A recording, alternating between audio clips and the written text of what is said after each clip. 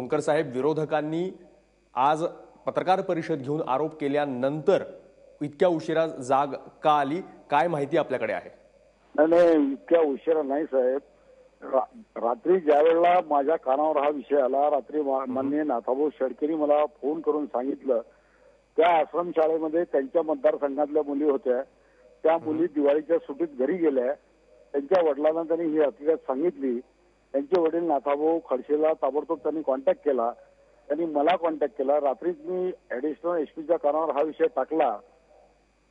Hello Fundkar साहेब, तुम्ही म्हणालात की ही जळगावची एक मुलगी होती, तिच्यामुळे हे कळलं, पण आरोप असा केलेला आहे की एक नाहीये तर जवळपास डझनभर 12हून अधिक अशा मुली आहेत ज्यांच्यावर अशा प्रकारचे अत्याचार झालेले आहेत. आपली माहिती काय आहे?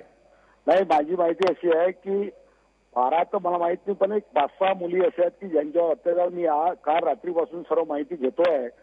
ताबडतोब रात्री पोलीस फोर्स मी पाठवला. सर्व आरोपी पकडले गेले. त्यांच्यावर गुन्हे रजिस्टर झाले.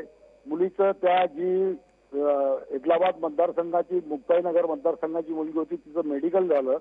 तोपर्यंत मी पोलीस स्टेशनमध्ये ऍडिशनल एसपी या सर्वांशी चर्चा केली.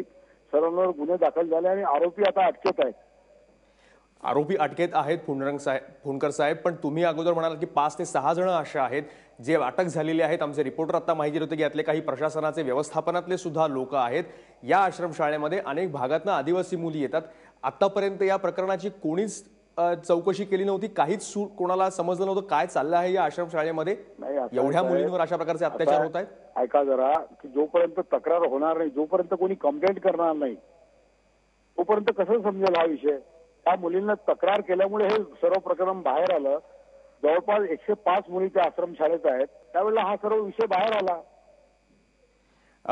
आज नवाब मलिक यांनी पत्रकार परिषद घेतली आणि त्यांनी महिला विकास मंत्री ज्या आहेत पंकजा मुंडे त्या आणि विष्णू सावरा आदिवासी मंत्री यांच्या राजीनाम्याची मागणी केलेली आहे. सरकार म्हणून आपलं म्हणणं काय यावर? त्यांना राजीनामा मागण्याचा काही अधिकार नाही. नाव कोणा घ्यायचं नाही. पण ही जी आश्रमशाळा आहे ही राष्ट्रवादी काँग्रेसच्या माजी आमदाराची शाळा आहे. त्याचे सर्व डायरेक्टर माजी आमदाराचे भाऊ आहेत. याच्यामध्ये अटकेत असलेले कुठल्या राजकीय पक्षाचे आहेत असं आपलं म्हणणं आहे? आमचा एक मिनिट सुद्धा डिले झालेला नाही. कारण जसं माहिती पडलं ते या 3 तासाच्या आत आरोपी पकडले गेले साहेब. उरलेले 3 आरोपी कधी पकडले जाणार आहेत? 3 तासाच्या आत कारवाई सुरू झाली, पोलीस कारवाई, आणि सर्व आरोपी ताब्यात घेण्यात आले. ठीक.